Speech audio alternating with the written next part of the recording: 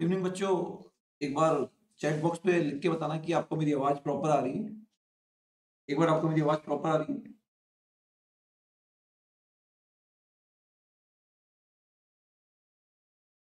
एक बार आप chat box पे लिख के बताएंगे आवाज प्रॉपर आ रही है।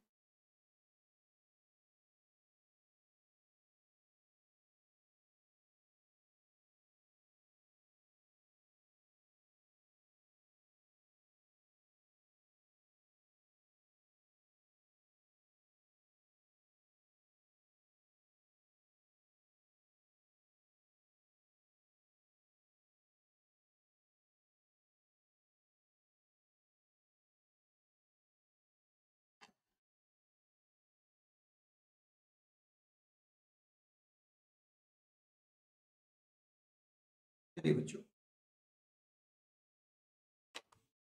आइए बच्चों, सबसे पहले अपन आज टीडीएस चैप्टर का आपका रिवीजन कर रहे हैं। टीडीएस चैप्टर आपके लिए बच्चों काफी इंपॉर्टेंट चैप्टर है, क्या इंटर हो या फाइनल हो, सी हो या सीएमए हो, इसमें से 5 to 10 मार्क्स का क्वेश्चन 100% आता है। तो आगे बढ़ने से पहले एक बार आप सबसे पहले जितने भी सेक्शंस होते हैं टीडीएस चैप्टर में वो आपको पता होने चाहिए। आपको पता है कि टीडीएस कुछ नोटिफाइड पेमेंट्स होते हैं। अगर एक person notified payments another person को करता है एक स्पेसिफाइड लिमिट से ज्यादा, तो जो पेयर होता है उसको स्पेसिफाइड रेट से टीडीएस काटना होता है, ये आपको पता है। तो कौन कौन से पेमेंट्स होते हैं जिन पे क्या करता है, टीडीएस करता है। तो आपको याद करने का जो तरीका है, सबसे पहले है सेक्शन 192 टीडीएस ऑन सैलरी, ठीक है। उसके बाद section 192 A TDS on recognised provident fund का जो अमाउंट होता है अगर वो मैच्योर होता है तो उस पर टीडीएस कटता है 192 ए। 193 है बच्चों, ये जो अपन बॉन्ड और डिवेंचर पे जो पैसा लगाते हैं उस पर हमको जो इंटरेस्ट मिलता है, तो यहाँ पे टीडीएस करता है 193 में, TDS on security like bond और डिवेंचर। 194 बच्चों है टीडीएस ऑन डिविडेंड, जो हमको डिविडेंड मिलता है उस पे सेक्शन 194 में क्या करता है, टीडीएस करता है।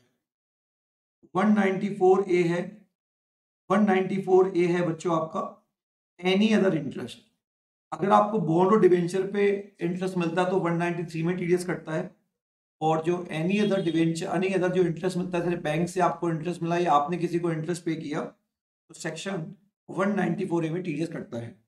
तो सबसे पहले एक बार हम ये जो 5 सेक्शंस है इनको ध्यान रखेंगे। आपको ग्रुपिंग करनी है, प्लस एक 194 बी, 194 डबल बी और 194 सी। 194 बी है बच्चों, जो हमारी लॉटरी वगैरह की इनकम होती है उस पे सेक्शन में टीडीएस करता है। डबल बी जो इनकम होती है उस पे हॉर्सेस की जो इनकम होती है उस पे टीडीएस करता है। और जो 194 सी है बच्चों, 194 सी के अंदर जो हमारा वर्क कॉन्ट्रैक्ट होता है उसके अंदर टीडीएस कटता है। तो पहले हम ये जो 1 2 3 4 5 6 7 8, क्योंकि आपको पता है करीब 25 22 24 ऐसे नोटिफाइड पेमेंट्स होते हैं जिन पे टीडीएस कटता है।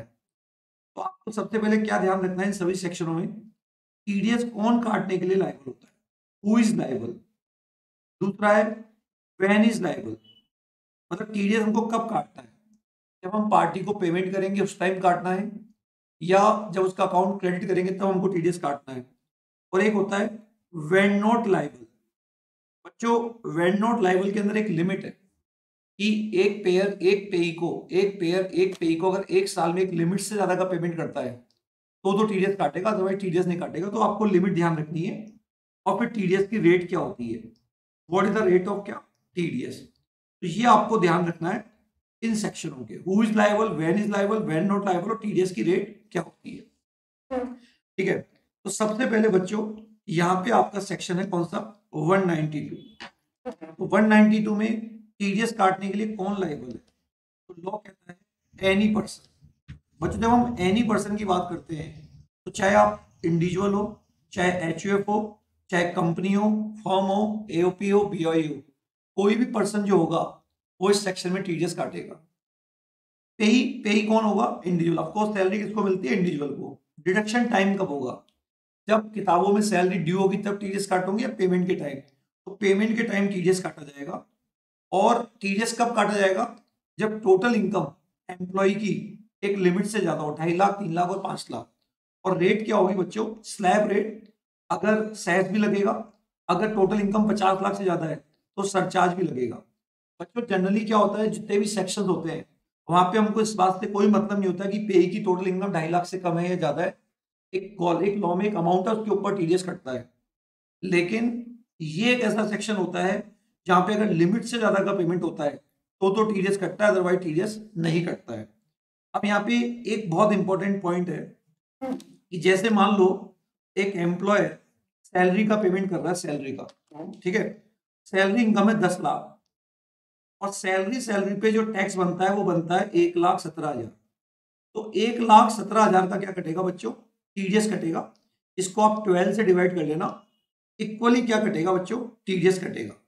ठीक है, इक्वली टीडीएस कटेगा। अच्छा बच्चों, आपको आवाज आ रही है मेरी? आवाज आ रही है?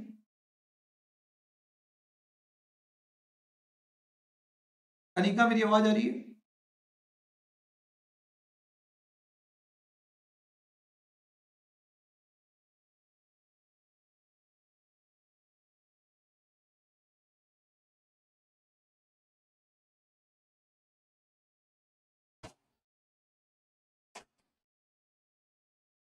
ठीक है।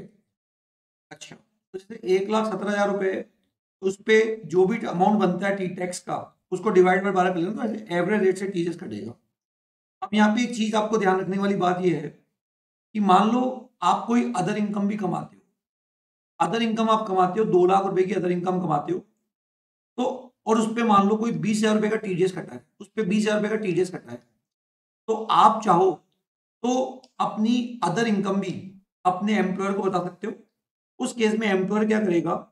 जो सैलरी इनकम है प्लस जो अदर इनकम है उन दोनों को जोड़ेगा और उस पर क्या निकालेगा बच्चों? टैक्स निकालेगा।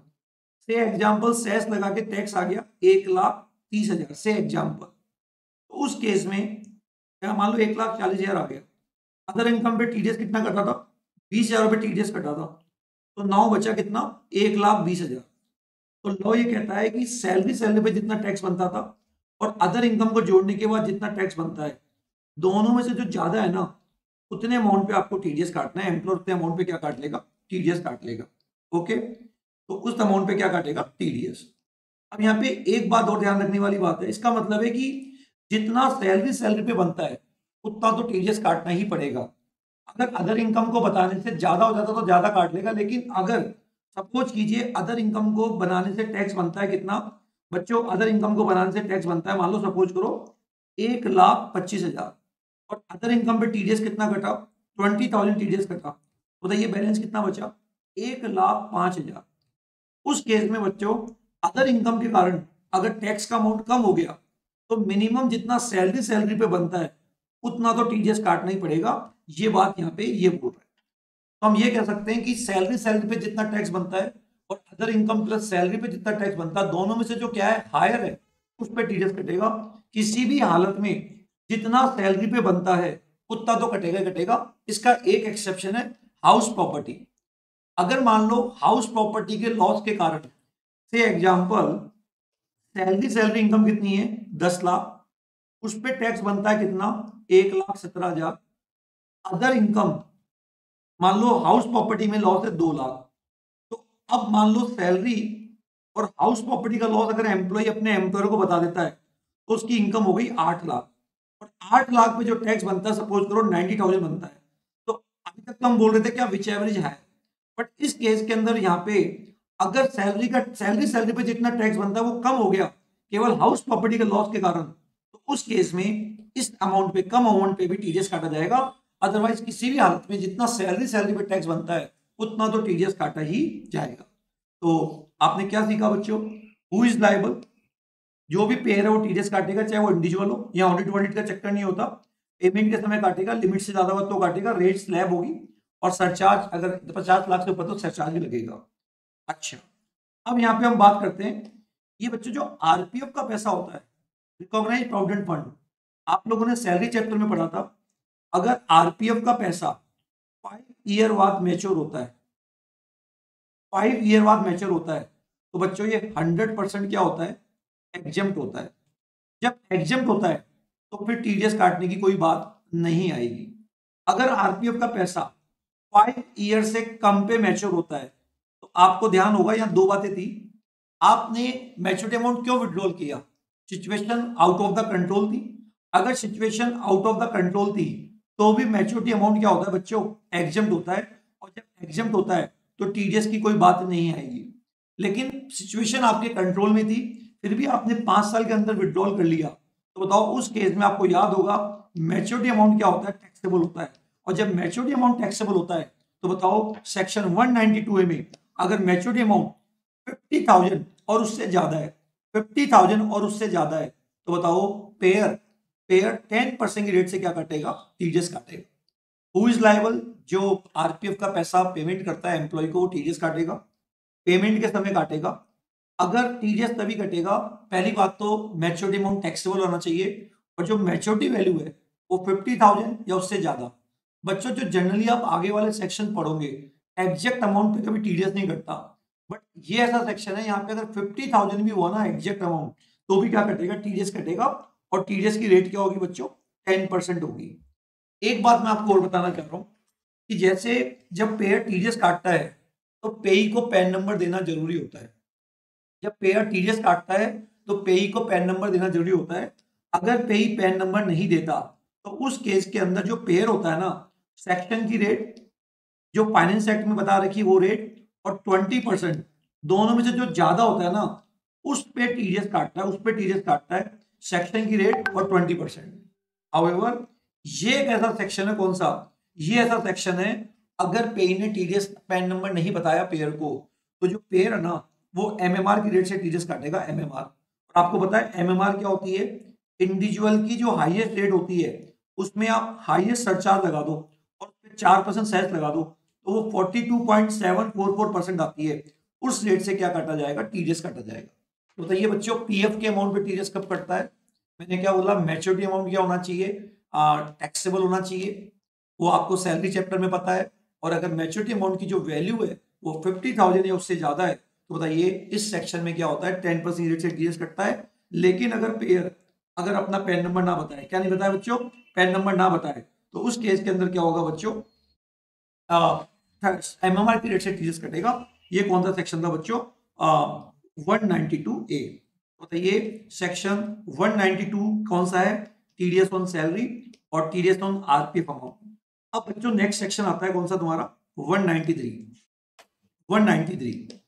बच्चों अगर आपने बॉन्ड और डिवेंचर में पैसा लगाया, आपने बॉन्ड और डिवेंचर में पैसा लगाया, तो बच्चों आपको पेयर क्या देगा, पेयर आपको क्या देगा, इंटरेस्ट देगा। तो कोई भी पेयर, ऑफ कोर्स बॉन्ड और डिवेंचर कौन इश्यू करता है, कंपनी इश्यू करती है, फिर भी हम क्या बोलेंगे, who is liable, pair is liable. तो पेयर जो होगा वो पेमेंट के समय या जो पेई है उसका अकाउंट क्रेडिट करते समय, दोनों में से जो अर्लियर है ना 10% की रेट से क्या काटेगा, टीडीएस काटेगा। बच्चों केवल एक सैलरी एक ऐसा सेक्शन था जहां पे क्या होता है कि सेस वगैरह भी लगता है, बाकी किसी भी सेक्शन में जो रेट होती है ना उसी रेट से क्या कटता है बच्चों, टीडीएस कटता है। तो ये ध्यान रखने वाली बात है आपको। ओके बच्चों, आई होप यहां तक समझ में आ गया होगा आपको। अच्छा तो बताइए मैंने क्या बताया, who is liable, any pair, कब टीडीएस काटेगा, payment of credit which ever earlier, कब कब टीडीएस नहीं कटेगा। तो इसके अंदर ध्यान रखना, अगर एलआईसी गवर्नमेंट सिक्योरिटी है, गवर्नमेंट सिक्योरिटी है, तो बच्चों उस पर टीडीएस कट के नहीं आएगा, नो टीडीएस। हाँ इसका एक एक्सेप्शन है, जो आरबीआई के बॉन्ड होते हैं 7.75% टैक्स सेविंग बॉन्ड, और आजकल वो 7.15% चलते हैं, अगर वहां इंटरेस्ट 10,000 से ज्यादा है तब तो बताओ टीडीएस कटेगा, अदरवाइज गवर्नमेंट सिक्योरिटी पे टीडीएस नहीं कटेगा। तो अच्छा पहला पहला केस कौन सा हो गया, टीडीएस नहीं कटेगा, गवर्नमेंट सिक्योरिटी पे टीडीएस नहीं कटेगा। दूसरा क्या बताया बच्चों हमने, अगर पेमेंट किसको हो रहा है, एलआईसी या जीआईसी को, अगर पेमेंट एलआईसी या जीआईसी को हो रहा है तो भी बच्चों टीडीएस नहीं कटेगा। ये भी आप ध्यान रखना, अगर पेमेंट एलआईसी और जीआईसी को हो रहा है तो भी बच्चों टीडीएस नहीं कटेगा। ये भी आपको ध्यान रखने वाली बात है कि अगर पेमेंट एलआईसी और जीआईसी को हो रहा है तो टीडीएस नहीं कटेगा। एक सेकंड जो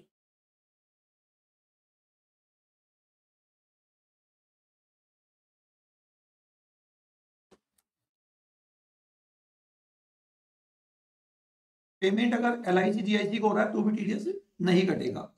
अच्छा, तीसरा केस क्या हो गया बच्चों, बताइए। गवर्नमेंट सिक्योरिटी पे टीडीएस नहीं कटेगा। पेमेंट अगर एलआईसी जीआईसी को हो रहा है तो भी टीडीएस नहीं कटेगा, ठीक है। अच्छा, अगर सिक्योरिटी, अगर आप इन दो केस में नहीं आ रहे हो, सिक्योरिटी डीमैट फॉर्म में है और प्लस क्या है, लिस्टेड है, डीमैट फॉर्म में है और लिस्टेड है, तब भी टीडीएस नहीं कटेगा। तो तीन सिचुएशन में अमाउंट कितना भी हो टीडीएस कभी भी नहीं कटेगा। अगर पेमेंट एलआईसी जीआईसी को हो रहा है, गवर्नमेंट सिक्योरिटी के पे टीडीएस कट के नहीं आएगा। और तीसरा क्या हो गया बच्चों, अगर सिक्योरिटी डीमैट फॉर्म में हो, लिस्टेड और टीडीएस नहीं कटेगा। अगर मान लो सिक्योरिटी डीमैट फॉर्म में नहीं है या डीमैट फॉर्म में बट लिस्टेड नहीं है, तो चौथा केस ये बोलता है अगर जो इंटरेस्ट का पेमेंट हो रहा है वो रेजिडेंट इंडिविजुअल एचओ को हो रहा है, इंटरेस्ट का पेमेंट रेजिडेंट इंडिविजुअल एचओ को हो रहा है, बॉन्ड और डिवेंचर पब्लिक कंपनी ने इश्यू किए हैं, इंटरेस्ट का पेमेंट अकाउंट पे चेक से हो रहा है और पूरे साल में जो इंटरेस्ट है वो 5,000 से ज्यादा नहीं है, अगर ये वाली बात भी पूरी हो गई तो बताओ टीडीएस नहीं कटेगा। बताओ, ये चार सिचुएशन तो ऐसी होती है जहां अमाउंट कितना भी हो टीडीएस नहीं कटेगा।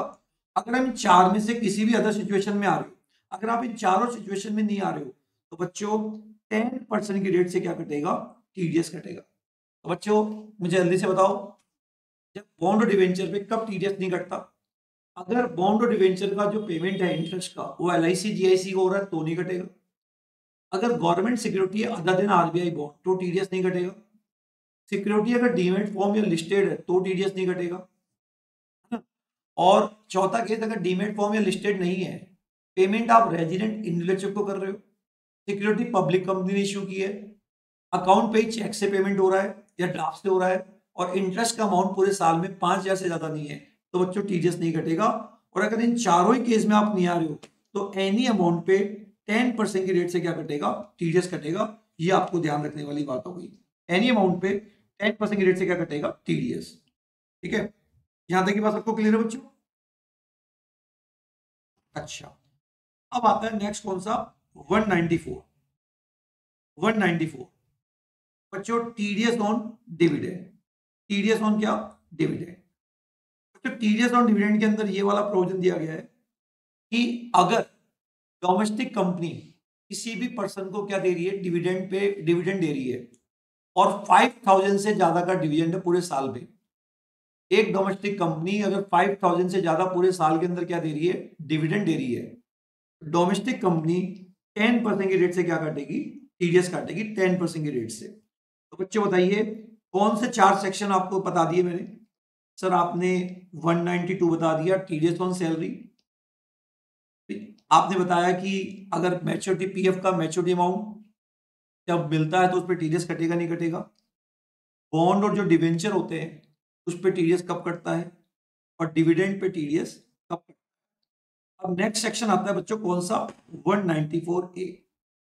194A के अंदर, इसके अंदर आपको ध्यान क्या रखना है, अगर पेयर इंडिविजुअल और HUF, number 1, pair other than individual और एचयूएफ, अगर pair other than individual HUF है, अगर pair other than individual HUF है और इंडिविजुअल एचयूएफ, तो इंडिविजुअल एचयूएफ टीडीएस तभी काटेंगे जब उनका प्रीसीडिंग फाइनेंशियल ईयर में जो टर्नओवर है 1 करोड़ से ज्यादा है और अगर पेयर प्रोफेशनल है 50 लाख से ज्यादा है।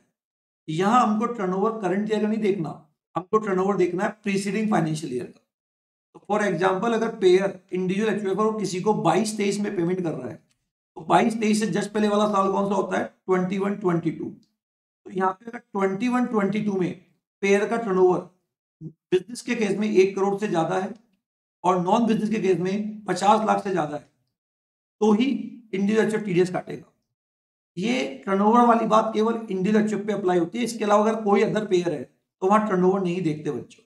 ऐसे 5 सेक्शन है जहां आपको ऐसी लैंग्वेज मिलेगी, ए 194C, 194H, 194I और 194 जे।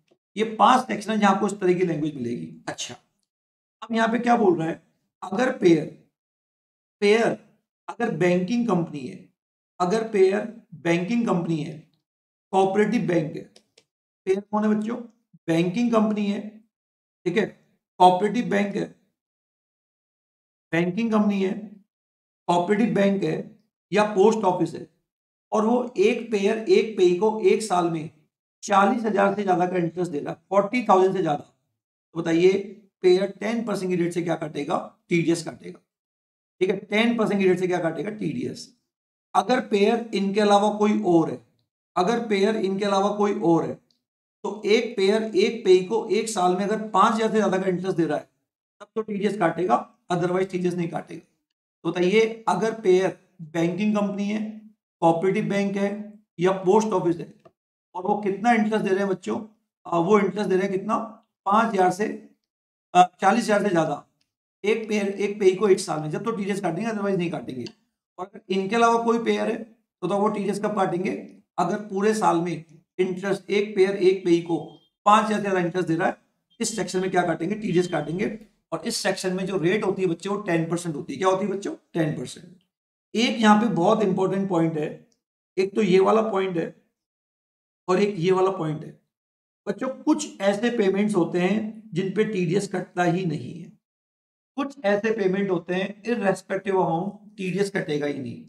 पहला पॉइंट है, अगर एक फर्म अपने पार्टनर को इंटरेस्ट देती है एनी अमाउंट, एक फर्म अपने पार्टनर को इंटरेस्ट देती है एनी अमाउंट, तो बच्चों टीडीएस कटेगा ही नहीं।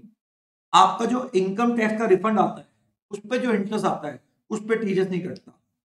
बैंक अगर आपको सेविंग अकाउंट पे इंटरेस्ट दे रही है, जैसे एफडी पे दे रही है, आरडी पे दे रही है 40,000 से ज्यादा, तब तो टीडीएस कटेगा। बट बैंक अगर आपको 40,000 से ज्यादा सेविंग अकाउंट पे इंटरेस्ट दे रही है, कितना भी अमाउंट हो, टीडीएस नहीं कटेगा।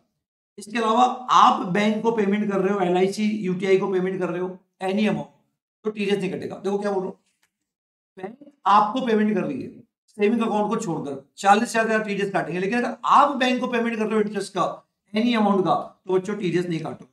इसके अलावा पोस्ट ऑफिस की ये जो स्कीम होती है ना बच्चों, इन पे भी कभी भी टीडीएस नहीं कटता। तो ध्यान रखना, ये वो सिचुएशन है जहां irrespective of any amount TDS नहीं कटेगा। अच्छा, एक मोटर एक्सीडेंटल क्लेम ट्रिब्यूनल के तहत अगर आपको कोई कंपनसेशन मिला, उस कंपनसेशन में इंटरेस्ट मिला, तो बताओ उस पर टीडीएस तभी कटता है जब अमाउंट 50,000 से ज्यादा हो। अमाउंट क्या हो, 50,000 से ज्यादा हो। एक बात और ध्यान रखना, इस सेक्शन में टीडीएस कटता है payment of credit which ever earlier, but इस वाली सिचुएशन में टीडीएस तभी कटेगा पेमेंट के समय कटेगा। तो बच्चों ये वो सिचुएशन है इररेस्पेक्टिव ऑफ एनी अमाउंट क्या कटने वाला है, टीडीएस कटने वाला है, इन पर टीडीएस नहीं कटेगा। तो सबसे पहले जब भी कोई इंटरेस्ट का मैटर आए, तो अगर आप इन सिचुएशंस में आओगे तो कभी भी टीडीएस नहीं कटेगा। इनके अलावा अगर कोई और सिचुएशन है, अगर पेयर बैंकिंग कोऑपरेटिव बैंक या पोस्ट ऑफिस है, 40,000 से ज्यादा का देगा तो टीडीएस कटेगा, और 40 से ज्यादा नहीं तो टीडीएस नहीं कटेगा। और इनके अलावा अगर पेयर कोई और है, एक पेयर एक पेई को पूरे साल में अगर 5,000 से ज्यादा का इंटरेस्ट दे तो टीडीएस कटेगा, अदरवाइज टीडीएस नहीं कटेगा। ये बात ध्यान रखना। और आपको पता है टीडीएस की रेट इस सेक्शन में क्या है, 10%। अच्छा, अब एक बात और ध्यान रखना कि मान लो मिस्टर ए है, उसकी 4 बैंकों में एफडी है, मान लो पीएन मतलब एसबीआई की 4 ब्रांचेज में एफडी है, बापू नगर, शास्त्री नगर और लालकोटी और दुर्गापुर। हर ब्रांच मान लो 10,000 रुपए का इंटरेस्ट दे रही है, ये 12,000 का दे रही है, ये 10,000 रुपए का दे रही है और ये 12,000 का दे रही है। और ये चारों ब्रांचें किसकी थी, एसबीआई की। अगर देखा जाए तो एसबीआई की सभी ब्रांचेस ने मिलकर कितना इंटरेस्ट दिया है, सर इन्होंने इंटरेस्ट दिया 44,000। इसका मतलब लिमिट से ज्यादा है, 40,000 से ज्यादा। बट यहाँ पे क्वेश्चन उठता है कि जो लिमिट देखेंगे वो बैंक वाइज देखेंगे या ब्रांच वाइज देखेंगे। तो बच्चों अगर bank CBS software banking maintain करता है, कोर बैंकिंग सॉफ्टवेयर, अगर कोर बैंकिंग सॉफ्टवेयर मेंटेन करता है, जब तो ये जो लिमिट होगी ना बच्चों, वो हम कैसे देखेंगे, ब्रांच वाइज देखेंगे, सॉरी बैंक वाइज देखेंगे। और अगर ये सीबीएस सॉफ्टवेयर मेंटेन नहीं करता तो ये लिमिट क्या होगी बच्चों, ब्रांच वाइज देखी जाएगी। क्या देखी जाएगी बच्चों, ब्रांच वाइज। तो अगर सीबीएस सॉफ्टवेयर मेंटेन करता है तो बैंक वाइज देखी जाएगी, इस केस में ये अमाउंट 40,000 से ज्यादा होगा तो टीडीएस कटेगा। और अगर मेंटेन नहीं करता तो फिर ईच ब्रांच ने 40,000 से कम दिया है, टीडीएस नहीं कटेगा। तो बताइए हमने कौन सा सेक्शन देखा, सर आपने एक तो बताया टीडीएस ऑन सैलरी, एक बताया आरपीएफ का मैच्योरिटी अमाउंट, एक बताया बॉन्ड और डिवेंचर पे जो इंटरेस्ट होता है, चौथा बताया डिविडेंड, और पांचवा बताया एनी अदर इंटरेस्ट। बच्चों ये 5 सेक्शन को आप सबसे पहले क्या करो, याद करो। ठीक है, क्या सीखना है हमको टीडीएस में, क्या सीखना है, कौन टीडीएस काटेगा, कब टीडीएस काटेगा, कब टीडीएस नहीं काटेगा, और रेट होगी तो किस रेट से टीडीएस काटेगा। इस चैप्टर में सिचुएशन आएगी और आपसे पूछा जाएगा कि बताओ पेयर टीडीएस काटने के लिए लायबल है या नहीं है। एक चीज और ध्यान रखना कि वैसे तो अगर बैंक आपको 40 एक पेयर, एक बैंक एक पेई को साल में 40,000 से ज्यादा का इंटरेस्ट दे टीडीएस काटेंगे, लेकिन अगर सीनियर सिटीजन को इंटरेस्ट दिया जा रहा है, सीनियर सिटीजन को आरडी का, एफडी का, तो वहां पे लिमिट क्या होगी बच्चों, 40 की जगह 50, 40 की जगह क्या होगी बच्चों, 50,000 लिमिट होगी। तो ध्यान रखना कौन सा सेक्शन है ये, 194A। अब 2 सेक्शन आते हैं, ठीक है। अब आता है 194B। 194B है TDS on casual income other than winning from horse race. तो अगर आप जैसे कौन बनेगा करोड़पति में आपकी लॉटरी लगी, या कोई भी आपने electronic media, card game, batting, gambling, इनसे पैसा कमाया, तो जो पेयर होगा ना eight the time of payment, अगर विनिंग अमाउंट 10,000 से ज्यादा है, विनिंग अमाउंट 10,000 से ज्यादा है, तो बच्चों पेयर 30% की रेट से क्या काटेगा, टीडीएस काटेगा। पेयर 30% की रेट से क्या काटेगा, टीडीएस काटेगा। ठीक है, एक चीज ध्यान रखना। और अगर विनिंग फ्रॉम हॉर्स रेस है तो 194 डबल भी लगेगा। तो जो बुकी होता है वो अगर आपको 10,000 से ज्यादा का क्या कर रहा है, विनिंग अमाउंट का पेमेंट कर रहा है, तो eight the time of payment 30% की रेट से टीडीएस काटेगा। बच्चों ये दोनों सेक्शन एक ही है।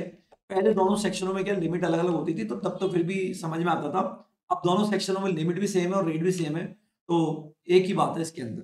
बट आपको एग्जाम में अलग अलग सेक्शन कोड करने हैं, यहाँ तक की बात ध्यान रखना। तो बच्चों सबसे पहले टीडीएस चैप्टर में बताओ कौन कौन से सेक्शन में टीडीएस कटता है। Sir TDS on salary, RPF का अमाउंट अगर मैच्योर होता है और मैच्योरिटी अमाउंट 50,000 या उससे ज्यादा है तो टैक्सेबल होना चाहिए। बॉन्ड और डिवेंचर पे जो इंटरेस्ट मिलता है उस पर टीडीएस कब कटता है, डिविडेंड पे टीडीएस कब कटता है, और 194A जो अदर इंटरेस्ट होता है उस पर टीडीएस कब कटता है। बच्चों खास बात यह है कि यहाँ 10% की रेट है, यहाँ 10% की रेट है, यहाँ 10% की रेट है, और यहाँ 10% की रेट है। और जो तुम्हारा 194B और 194 डबल भी आता है बच्चों, यहाँ रेट क्या है, 30% की रेट है, और यहाँ रेट क्या है, 30%। तो सबसे पहले बच्चों 3, 4, 5, 6, 7 ये 7 सेक्शन आप अच्छी तरह से क्या कर लीजिए, याद कर लीजिए। अच्छा, अब आता है बच्चों सबसे बड़ा सेक्शन है TDS on work contract. TDS on कौन सा बच्चों, वर्क कॉन्ट्रैक्ट। ये सबसे बड़ा सेक्शन है ना। Again who is liable, who is liable, तो बच्चों आंसर है any pair, any payer other then कौन, इंडिविजुअल और एचयूएफ। अब क्वेश्चन उठता है कि इंडिविजुअल एचयूएफ कब लायबल होंगे। अगर इंडिविजुअल एचयूएफ का प्रीसीडिंग फाइनेंशियल ईयर का जो टर्नओवर है बिजनेस के केस में 1 करोड़ से ज्यादा है और नॉन बिजनेस के केस में 50 लाख से ज्यादा है, तो एनी पेयर अदर देन कौन, इंडिविजुअल एचयूएफ, वो इस सेक्शन में टीडीएस काटेंगे। लेकिन अगर इंडिविजुअल एचयूएफ है वो टीडीएस कब काटेगा, जब उसका टर्नओवर बिजनेस के केस में 1 करोड़ से ज्यादा है और प्रोफेशनल के केस में 50 लाख से ज्यादा है। तो कोई भी इंडिविजुअल एचयूएफ किसी भी आदमी से किसी भी प्रकार का कोई भी वर्क करवाता है, कोई भी वर्क इंक्लूडिंग लेबर सप्लाई, तो इस सेक्शन के अंदर बताओ at the time of payment और at the time of credit दोनों में से जो अर्लियर है टीडीएस काटा जाएगा। बच्चों यहाँ पे आपने किसी से कोई एग्रीमेंट कर रखा है, एग्रीमेंट वर्बली भी हो सकता है या रिटर्न में भी हो सकता है, किसी भी प्रकार का, जैसे आपको कोई रिपेयर करवानी है, कोई मेंटेनेंस करवाना है, कोई प्लम्बर को पेमेंट कर रहे हो, कोई कोरियर वाले को पेमेंट कर रहे हो, किसी भी प्रकार का जो कॉन्ट्रैक्ट है इसमें सभी प्रकार का सामने वाला अगर आपके लिए कोई वर्क कर रहा है, अगर वर्क प्रोफेशनल नेचर का नहीं है तो इस सेक्शन में क्या कटेगा, टीडीएस कटेगा। फाइनल में बहुत सारे केस लो आ रखे हैं, इंटर लेवल पे केस लो अप्लाई नहीं होते हैं। टीडीएस क्या कटेगा, टीडीएस की रेट कब कब कटेगा, payment of credit whichever is earlier. बताओ टीडीएस की रेट क्या होती है बच्चों, टीडीएस की रेट होती है अगर पेई इंडिविजुअल और एचयूएफ है। अगर पेई इंडिविजुअल एचयूएफ है तो टीडीएस की रेट 1% होगी, और अगर पेई अदर देन इंडिविजुअल एचयूएफ है तो 2% की रेट से टीडीएस कटेगा। तो बच्चों कोई भी पेयर अगर किसी को भी पेमेंट कर रहा है किसी भी प्रकार के वर्क कॉन्ट्रैक्ट करने के लिए इंक्लूडिंग लेबर सप्लाई, अगर आप इंडिविजुअल एचयूएफ को पेमेंट कर रहे हो तो रेट 1% होगी, और अदर देन इंटेलेक्चुअल को पेमेंट कर रहे हो तो बच्चों रेट क्या होगी 2%। और टीडीएस कब काटा जाएगा? Payment to credit which average earlier, payment to credit which average earlier. अच्छा, अब लेकिन यहाँ टीडीएस कब नहीं कटेगा? अच्छा, सिंगल कॉन्ट्रैक्ट जो है, एक पे के साथ सिंगल कॉन्ट्रैक्ट अगर 30,000 से कम या उससे कम का करता, 30,000 से कम तो टीडीएस नहीं कटेगा। लेकिन अगर सिंगल कॉन्ट्रैक्ट 30,000 से ज्यादा है तो टीडीएस कटेगा। मान लो सिंगल कॉन्ट्रैक्ट तो 30 से ज्यादा नहीं था, बट उस पे से आपने पूरे साल में 1 लाख से ज्यादा का कॉन्ट्रैक्ट कर लिया तो भी टीडीएस कटेगा। तो या तो सिंगल कॉन्ट्रैक्ट 30,000 से ज्यादा हो या एग्रीगेट कॉन्ट्रैक्ट 1 लाख से ज्यादा हो पूरे साल का, तो इस सेक्शन में क्या कटेगा? टीडीएस कटेगा 1% की रेट से और 2% की रेट से। अब ये सिंगल कॉन्ट्रैक्ट का क्या चक्कर है बच्चों? देखो, जैसे मान लो एक पे को आपने सिंगल कॉन्ट्रैक्ट करवाया और वो 30,000 रुपए तक का है तो टीडीएस नहीं कटेगा। अगर 30-30 का 2 किए, सिंगल 30 से ज्यादा नहीं है और एग्रीगेट 1 लाख से ज्यादा नहीं है तो भी टीडीएस नहीं कटेगा।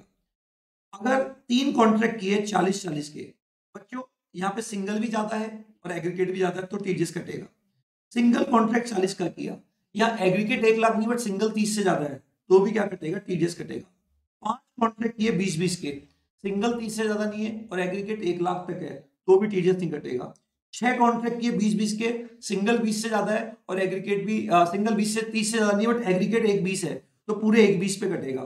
सिंगल कॉन्ट्रैक्ट ही 1 लाख का है तो टीडीएस कटेगा। एक चीज ध्यान रखना बच्चों, जैसे मान लो सिंगल कॉन्ट्रैक्ट 40 का होता है तो टीडीएस चैप्टर में या तो टीडीएस कटता ही नहीं है, और अगर कटेगा तो फिर पूरे 40 पे कटेगा, 30 माइनस मत करना। फिर पूरे 40 पे कटेगा, 30 माइनस मत करना।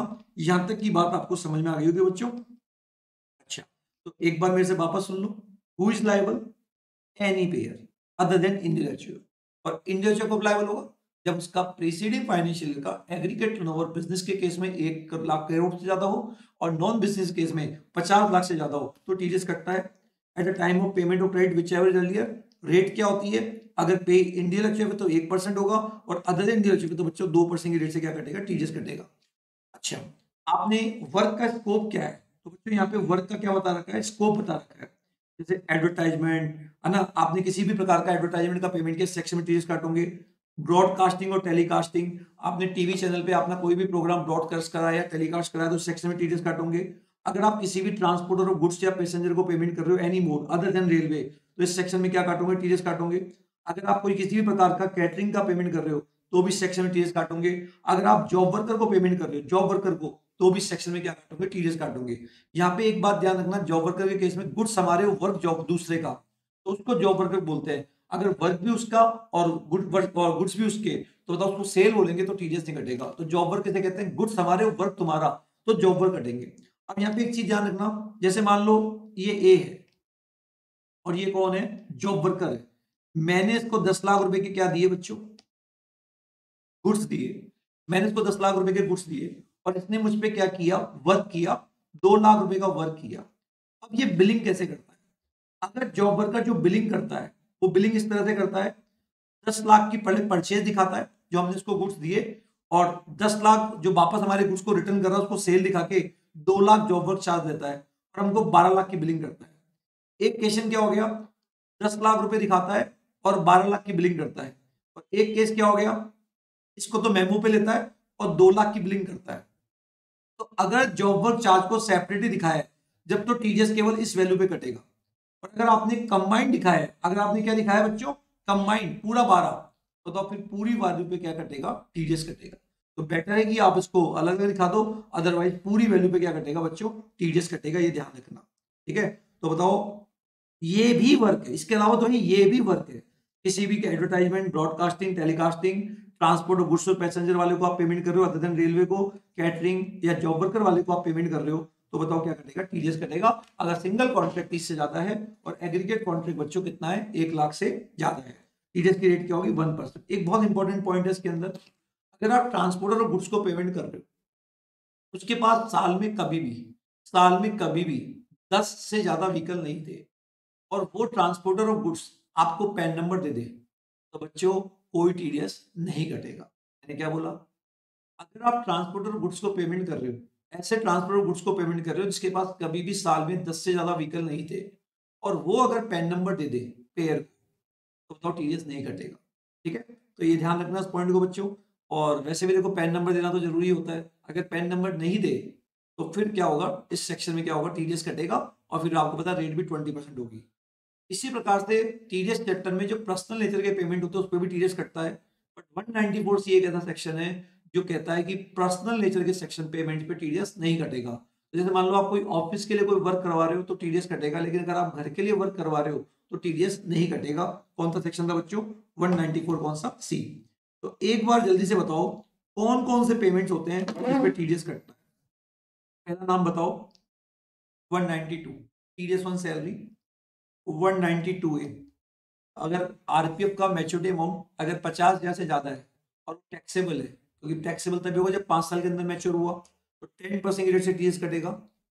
इंटरेस्ट ऑन बॉन्ड और डिवेंचर, एलआईसी डीआईसी को पेमेंट और टीडीएस नहीं कटेगा, गवर्नमेंट सिक्योरिटी पे टीडीएस नहीं कटेगा, डीमेट और लिस्टेड पे नहीं कटेगा। अगर डीमेट और लिस्टेड नहीं है, पब्लिक कंपनी ने किया है, रेजिडेंट डीलरशिप को दिया है, 5,000 से ज्यादा का इंटरेस्ट नहीं है, 5,000 से ज्यादा का इंटरेस्ट नहीं है, ठीक है, तो टीडीएस नहीं कटेगा।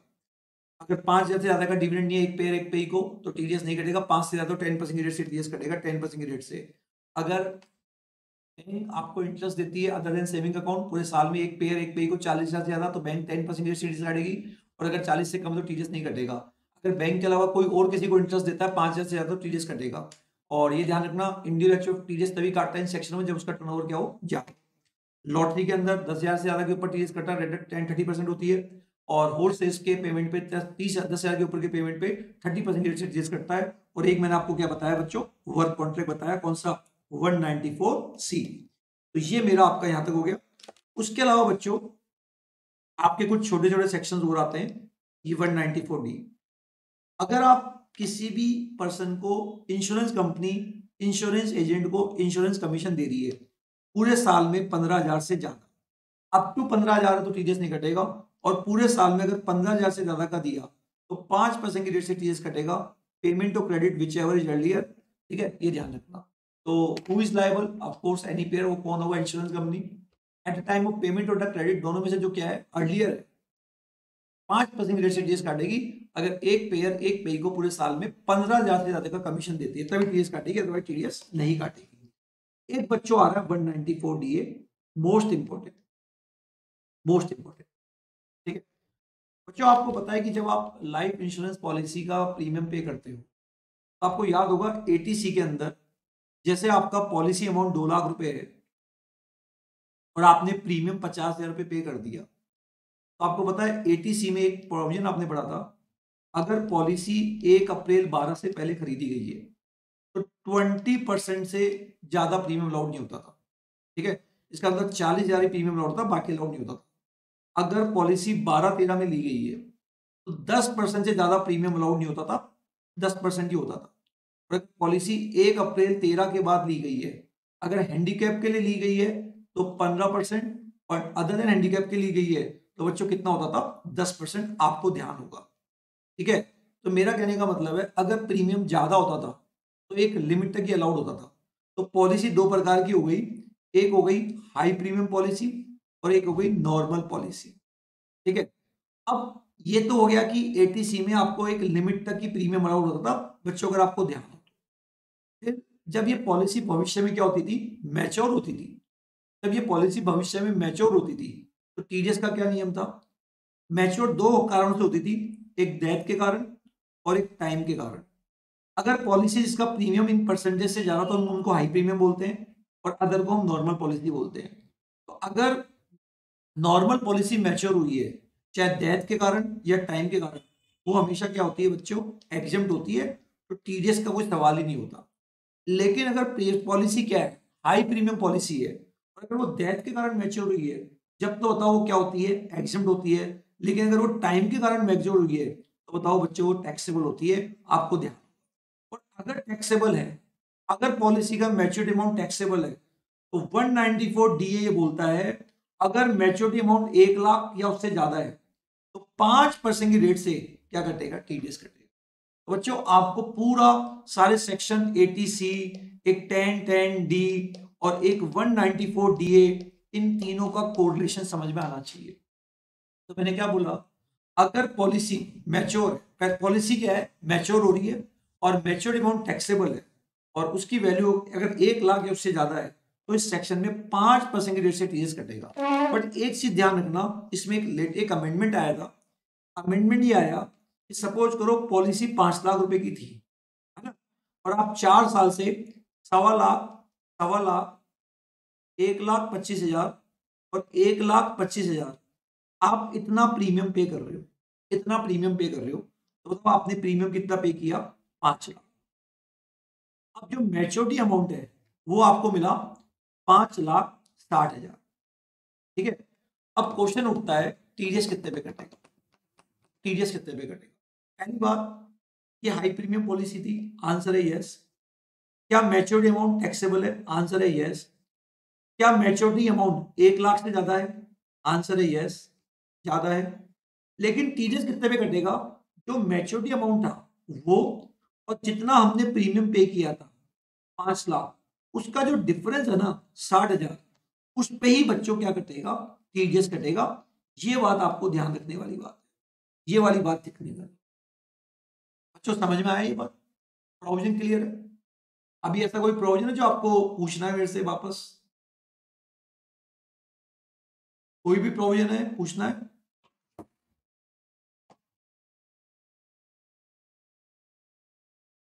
बोलिए, कोई भी प्रोविजन है जो आपको पूछना है?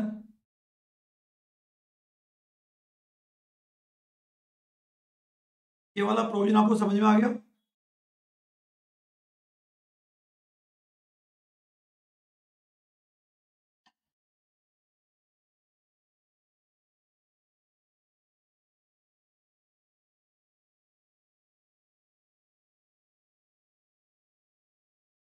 ये प्रोविजन आपको समझ में आ गया बच्चों?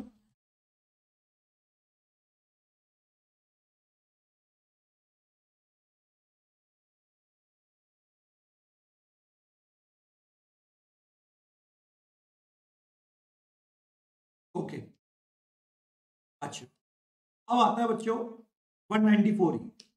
अगर आप एनआरआई स्पोर्ट्समैन को पेमेंट कर रहे हो, एनआरआई स्पोर्ट एसोसिएशन को पेमेंट कर रहे हो, या एंटरटेनर को पेमेंट कर रहे हो, एनआरआई स्पोर्ट्समैन, स्पोर्ट एसोसिएशन और एंटरटेनर को पेमेंट कर रहे हो, एनी अमाउंट, यहाँ कोई अमाउंट नहीं बच्चों, eight the time of payment और क्रेडिट, दोनों में से जो अर्लियर है 20% प्लस 4% सेस के रेट से क्या काटा जाएगा? टीडीएस। यहाँ सेस जरूर लगेगा, अदरवाइज सेस लगता है, यहाँ टैक्स जरूर कटेगा, अदरवाइज यहाँ सेस भी लगेगा, ध्यान रखना।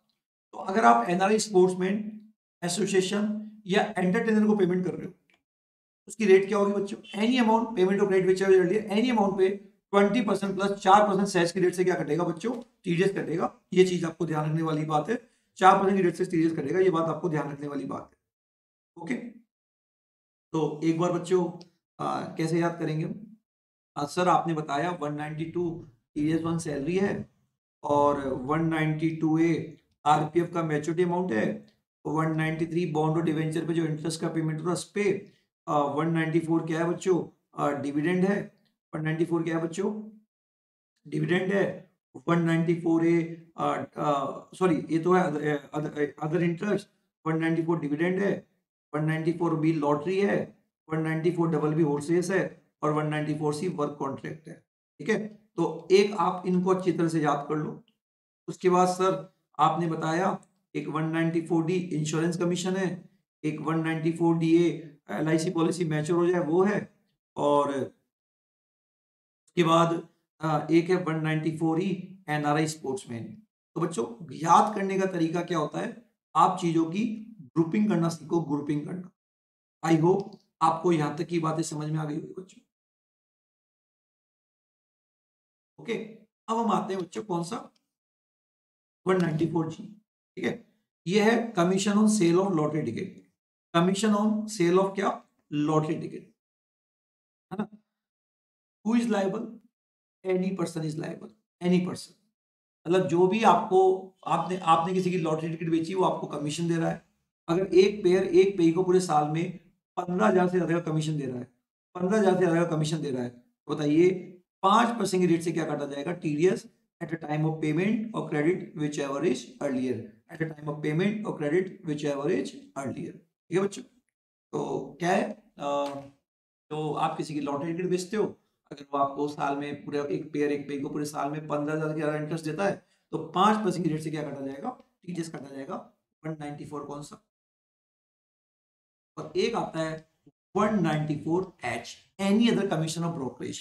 देखो बच्चों, ये तो था इंश्योरेंस कमीशन, ये है लॉटरी कमीशन और any other commission of brokerage. तो कोई भी पेयर अदर देन लॉटरी और इंश्योरेंस कमीशन किसी को भी देता है, एक पेयर एक पेई को एक साल में 15,000 से ज्यादा, तो इस सेक्शन में क्या कटा जाएगा, टीडीएस। खास बात क्या है, तीनों ही सेक्शन में 15,000 की लिमिट है, तीनों में ही 5% की रेट है। पहले बच्चों अलग अलग सेक्शनों में अलग अलग लिमिट होती थी, तो इसलिए 3 अलग अलग सेक्शन थे। अब गवर्नमेंट ने क्या किया, सबकी लिमिट सेम कर दी, रेट सेम कर दी, तो फ्यूचर में इनको मर्ज कर देना चाहिए, बट अभी ऐसा नहीं है, आपको नंबर्स अलग अलग याद करने पड़ेंगे। हाँ, एक बात और ध्यान रखना, 194H के अंदर इंडिविजुअल एचओ तभी टीडीएस काटता है जब उसकी क्या होता हो, उसका प्रीसीडिंग फाइनेंशियल का टर्नओवर, करंट का नहीं बच्चों, प्रीसीडिंग फाइनेंशियल का टर्नओवर बिजनेस के केस में 1 करोड़ से ज्यादा है और नॉन बिजनेस के केस में 50 लाख से ज्यादा है, तो इस स्टेज में क्या करेगा, टीडीएस। किसी भी प्रकार का कमीशन, जैसे कोई आपका कोई माल बेच रहा है, कोई प्रॉपर्टी बेच रहा है अदर देन सिक्योरिटी, उसको छोड़कर इस सेक्शन में क्या कटाता है, टीडीएस। तो दो कमीशन पे टीडीएस नहीं कटता, जो अपने के शेयर्स वगैरह को जो खरीदते बेचते हैं ना, उस पे जो ब्रोकर आपसे कमीशन लेता है उस पे टीडीएस नहीं कटता, और ये जो बीएसएनएल और एमटीएनएल के जो फ्रेंचाइजी होते हैं उनको जो कमीशन दिया जाता है उस पे भी टीडीएस नहीं कटता, ये आपको ध्यान रखने वाली बात है। तो एक बार बच्चों हमारे जितने भी सेक्शन थे ना, उनको एक बार समराइज कर लो, समराइज कर लो। कैसे याद करेंगे, 192 टीडीएस ऑन सैलरी, यहाँ पे क्या नियम है, टीडीएस ऑन सैलरी पे क्या नियम है, सर जी यहाँ जो नियम है ना टीडीएस ऑन सैलरी पे, वो नियम ये है कि अगर टैक्सेबल लिमिट से ज्यादा का पेमेंट हो रहा है तो स्लैब रेट से टीडीएस कटेगा। यहाँ पे टीडीएस के काटने के नियम अलग है। बाकी 192 ए आरपीएफ का मैच्योरिटी अमाउंट, 193 बॉन्ड और डिवेंचर पे जो इंटरेस्ट होता है, 194 जो डिविडेंड होता है, 194 ए जो एनी प्रकार का इंटरेस्ट होता है, बैंक 40 और अदर देन बैंक 5,000, 194 भी लॉटरी 10,000 के ऊपर 30% की रेट से टीडीएस कटता है, अदर देन लॉटरी जो हॉर्सेस वगैरह होती है उस पर 10,000 के ऊपर भी 30% की रेट से टीडीएस कटता है। 194 सी एनी प्रकार का वर्क कॉन्ट्रैक्ट सिंगल पीस से ज्यादा और एग्रीगेट 1 लाख से ज्यादा, रेट होगी 1% न्यू के केस में, और एचओ और other than 2%। 194 D insurance commission अब उसको उधर लिया, इंश्योरेंस कमीशन 15,000 से ज्यादा 5% की रेट से कटता है। एनआरआई स्पोर्ट्समैन एंटरटेनर और एसोसिएशन एनी अमाउंट पे 20% की रेट से कटता है, प्लस सेस यहाँ जरूर लगाना। 194 जी लॉटरी लॉटरी कमीशन 15,000 से ज्यादा पे 5% की रेट से कटता है, मतलब अगर 15 तक अगर कोई चीज नहीं कटेगा, 16 तो पूरे 16,000 पे कटेगा 5% की रेट से। और 194 है अदर कमीशन, एक पेयर एक पे को पूरे साल में अगर 15,000 से ज्यादा कमीशन देता है तो 5% की रेट से क्या कटेगा, टीडीएस कटेगा। लेकिन यहाँ पे इंडिविजुअल कब लायबल होते हैं, जब उनकी क्या हो रही है बच्चों, और टर्नओवर उनका ज्यादा हो। 194 टीडीएस ऑन क्या, तो बच्चों टोटल 19-20 पेमेंट होते हैं जहाँ टीडीएस कटता है, 1 2 3 4 5 6 7 8 9 10 11 और 12।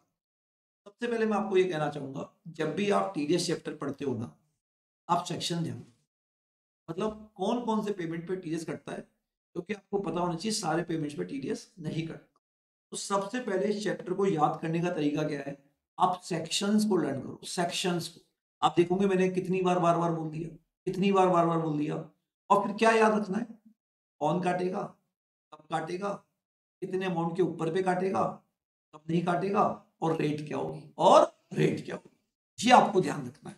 ओके, एग्जाम में एक क्वेश्चन आएगा, 4 सिचुएशंस आएगी, तो पूछेगा कि इस पे टीडीएस कटेगा या नहीं कटेगा। अब आता है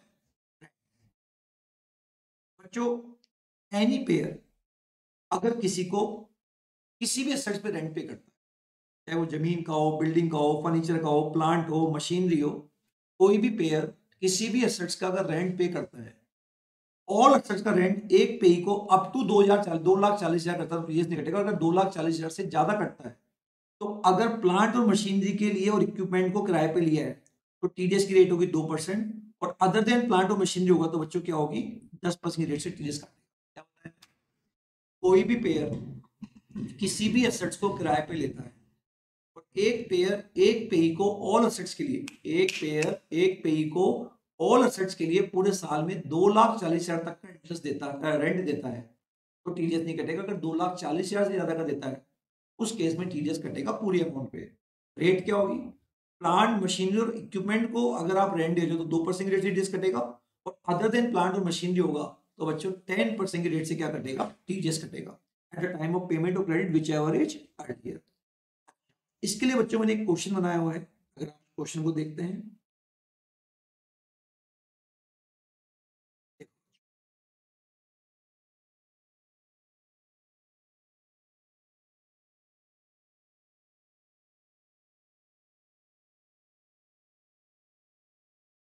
जैसे मान लो Reliance limited A B C D और ई अलग अलग आदमी को क्या दे रही है, अलग अलग आदमी को, इसको एक बार मैं यहाँ 2.5 लाख रुपए कर रहा हूँ और ये अमाउंट चेंज है, और यहाँ भी मैं, ये कोई दिक्कत नहीं, यहाँ कोई दिक्कत नहीं, एक ना पैसे। बच्चों अगर रिलायंस लिमिटेड अलग अलग आदमी को पेमेंट कर रही है अलग अलग एसेट्स का, एक पेयर एक पेई को, किसी भी पेई को बच्चों, इस पेई को 2.5 लाख से 2,40,000 के ज्यादा का रेंट नहीं है, नहीं है, नहीं है, नहीं है, तो यहाँ तो कोई टीडीएस नहीं कटेगा। बट इसको 2.5 लाख रुपए का क्या दे रही है, मशीनरी का क्या दे रही है, रेंट दे रही है, 2,40,000 से ज्यादा है, तो 2.5 लाख का 2% क्या होता है, 5,000 रुपये रेट अमाउंट का क्या काटा जाएगा, टीडीएस काटा जाएगा। अगर रिलायंस लिमिटेड सारा रेंट एक ही आदमी को पे करिए, एक पेयर एक पे ऑल असेट्स, अब इनका जो टोटल है वो 240 से ज्यादा है, तो जो बिल्डिंग लैंड और फर्नीचर है उस पर तो 10% रेट से टीडीएस कटेगा, और जो प्लांट और मशीनरी है उस पर 2% की रेट से क्या कटेगा बच्चों, टीडीएस कटेगा। ये ध्यान रखने वाली बात, ठीक है बच्चों। तो यहाँ पे जो लिमिट है, एक पेयर एक पे ऑल असेट्स, एक पेयर एक पे ऑल असेट्स की लिमिट दी गई है। तो आई होप आपको यहाँ तक की बातें समझ में आ गई होगी। तो अब आप लोगों को क्या करना है बच्चों, तो मैंने आपको जो आज का सेक्शंस लिए वो मैंने जो लिए 192, 192A, 193, 194, 194A, 194B, 194BB ना, 194C, इसको एक याद करो आप, ठीक है। उसके बाद 194 कौन सा, डी, 194E, 194G, 194 कौन सा, H, 194 कौन सा, I। अब एक आता है बच्चों 194IA, 194IB और 194IC, है ना। ये 3 सेक्शन आते हैं, कौन कौन से, ये वाले से।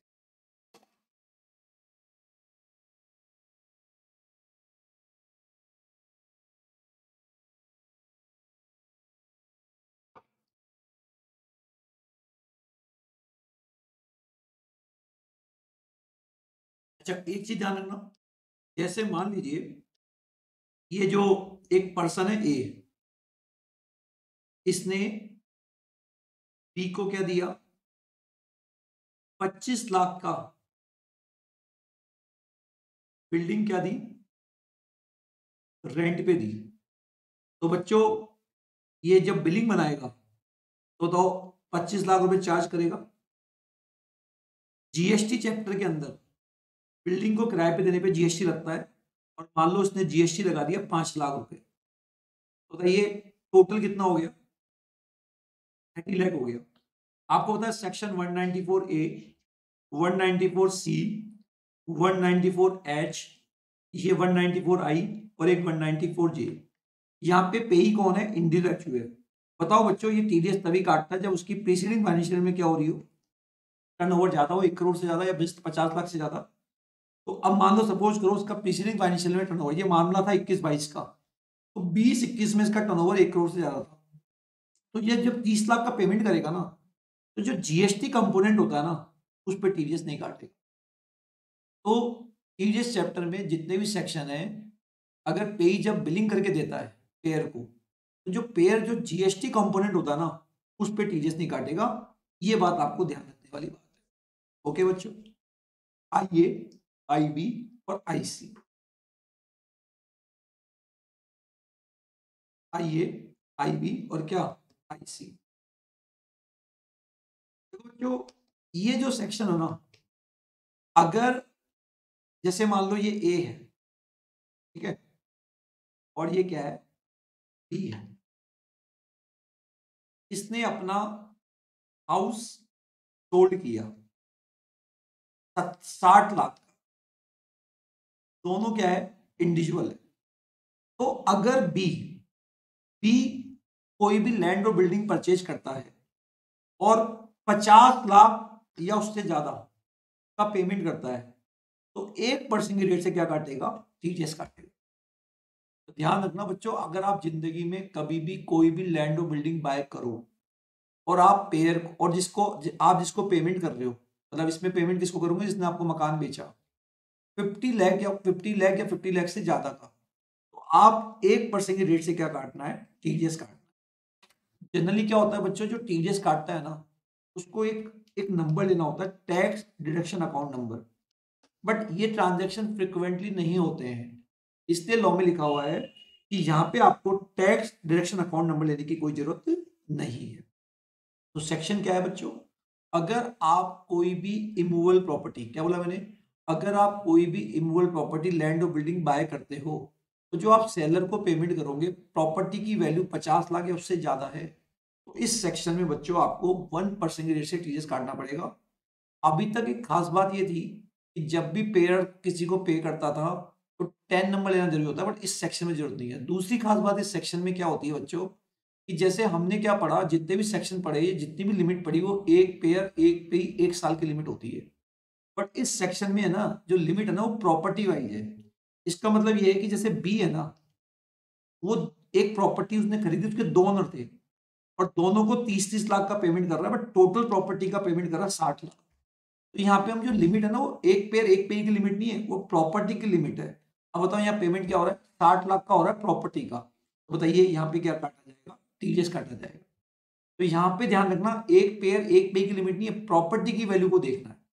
अच्छा, कभी कभी ये भी हो सकता है कि बच्चों आपको क्वेश्चन में बोल दे कि आपने पेमेंट किया 45 लाख का और एसबी वैल्यू 55 लाख थी, आपको यहाँ एक्चुअल पेमेंट ही देखना है, एसबी वैल्यू से कोई मतलब नहीं होता। ये भी ध्यान रखने वाली बात है। एक इस सेक्शन में केवल लैंड और बिल्डिंग अगर बाय करते हो तभी टीएस कटता है, लेकिन वो अगर वो कैपिटल एसेट्स नहीं है तो फिर सेक्शन में टीएस काटने की कोई जरूरत नहीं है, जैसे रूरल एग्रीकल्चर लैंड। अच्छा, अब कभी कभी जब मान लो बच्चों आप बिल्डर से फ्लैट खरीदते हो, तो बिल्डर आपसे अलग अलग नामों से पैसा लेता है, अलग अलग नामों से पैसा ले रहा है, कि मान लो फ्लैट के नाम से ले रहा है ना, electricity water charge, car parking charge, club membership charge, मतलब अलग अलग नामों से आपसे पैसा दे रहा है, मेंटेनेंस चार्ज। तो यहाँ पे जो हम 50 लाख की लिमिट देखेंगे ना, उन सबके टोटल को देखेंगे, सबके टोटल को लेना। अगर सबका टोटल 50 लाख से क्या है, ज्यादा है, तो इस सेक्शन में क्या कटेगा बच्चों, टीडीएस कटेगा। याद रखना, सबका टोटल अगर 50 लाख से क्या है, ज्यादा है, तो जैसे इन सबका टोटल 59 लाख 19 आ गया, तो 1% की रेट से क्या काटा जाएगा, टीडीएस काटा जाएगा। तो यहाँ पे हम पूरा टोटल देखते हैं इस चीज को, और आपको ध्यान रखने वाली बात है। ठीक है, अब एक बार के लिए मैं आपको यहां तक रोक रहा हूं। अब आपको क्या करना है बच्चों, एक बार कल मैं अगेन आपकी एक लाइव क्लास दूंगा, और जो रिमेनिंग सेक्शन, अब ज्यादा नहीं बचे बच्चों, एक बार आप इन सभी सेक्शंस को गो थ्रू और पढ़िए, क्योंकि कल अपन इसके क्वेश्चंस भी करेंगे जो भी मैंने पढ़ाया।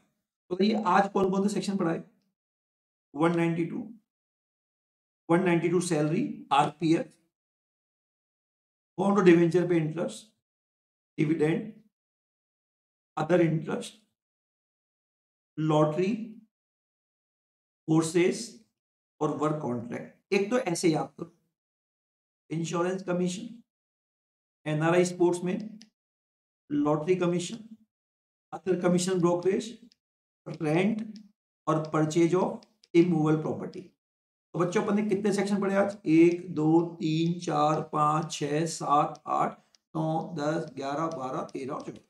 अब कौन कौन से आएंगे कल, एक आएगा 194 IB, 194 IC, 194 J, 194 L, है ना, LA। उसके अलावा आजकल नए सेक्शन आए, 194 M, N, O, P, Q और 195।